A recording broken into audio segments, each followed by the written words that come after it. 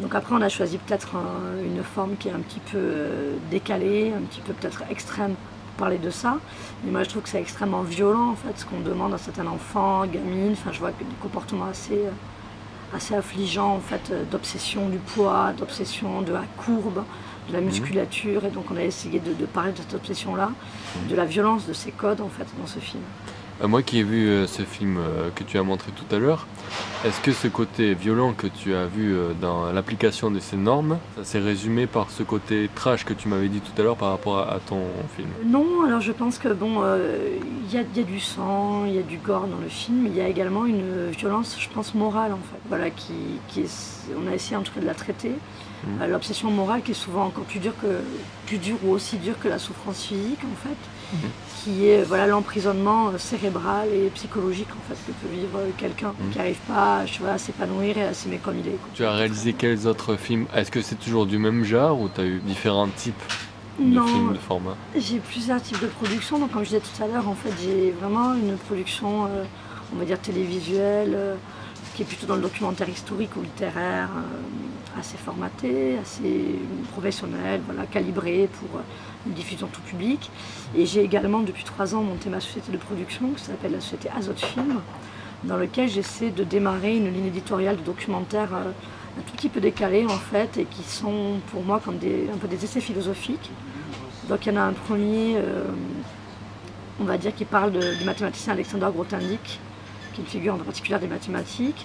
Un deuxième qui parle de Giscard, mais alors là c'est Giscard est un grand artiste contemporain, pas du tout un président de la République. On biaise un peu toujours les sujets. Et un troisième qui est sur une place absolument inconnue de Toulouse, la place Pinel, voilà, et dont on fait plus ou moins le centre du monde, un peu comme Dali avait fait le centre du monde, la gare de Perpignan. Voilà, donc c'est toujours des essais plus ou moins philosophiques qui prennent une forme audiovisuelle en fait, et qui traitent d'un sujet de société actuelle, mais de manière paradoxale. Dans ma société de production, l'idée c'est justement de ne plus répondre à aucune demande, c'est d'être plus ou moins totalement libre. Donc on fait des films avec peu d'argent, et on essaie de les autoproduire pour retrouver un maximum de liberté en fait, d'expression, et pouvoir justement casser tous les codes et le format et tout ce qu'on a envie de casser, quoi. Est-ce que ça veut dire qu'avant ça, tu avais des demandes trop contraignantes au niveau des normes, des codes, etc. Alors moi je trouve que souvent les codes et les normes, etc., finalement des fois les contraintes font que tu te dépasses et que tu arrives à quelque chose de particulier parce que justement il y a des contraintes, des codes de durée, etc.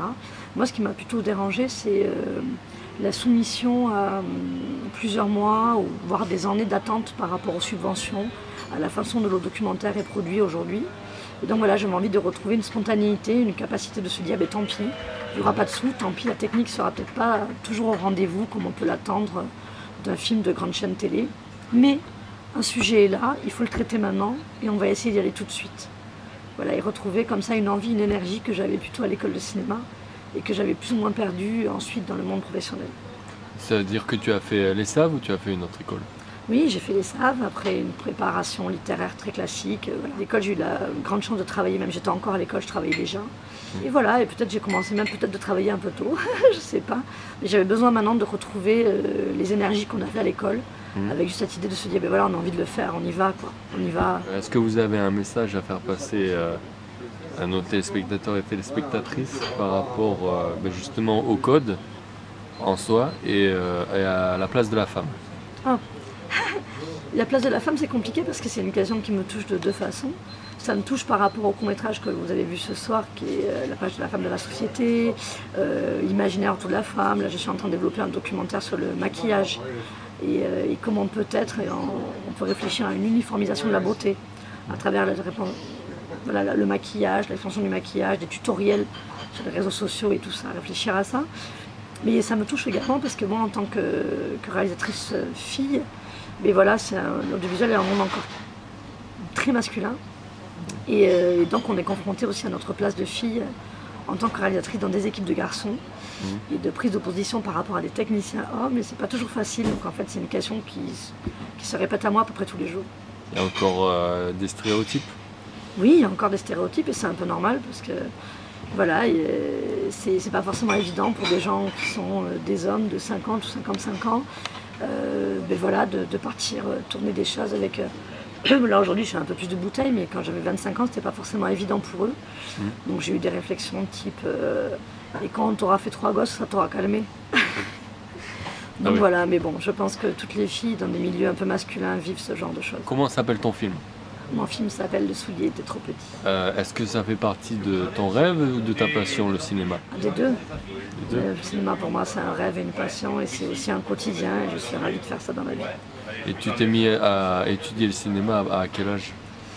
J'ai eu envie de faire ça, j'ai eu envie de faire de l'audiovisuel, en tout cas du cinéma, très jeune. D'abord en dessin animé, puis après en film. Et après ma prépa littéraire, je suis partie directement en école de cinéma. L'occasion d'utiliser l'animation dans mes documentaires, donc ça vient pallier, puis je fais mes storyboards moi-même. Bien, merci au Festival Groland de m'avoir permis de diffuser 3 films, 3 années consécutives, voilà, et de m'avoir encore invité ce soir à présenter un court-métrage. Voilà, j'ai vu le programme a l'air super. Moi-même, j'ai pris plein de rendez-vous sur mon agenda, donc faites pareil, et tout le monde à Groland s'attend. Voilà, et j'espère le revoir bientôt et qu'on pourra peut-être travailler ensemble un jour.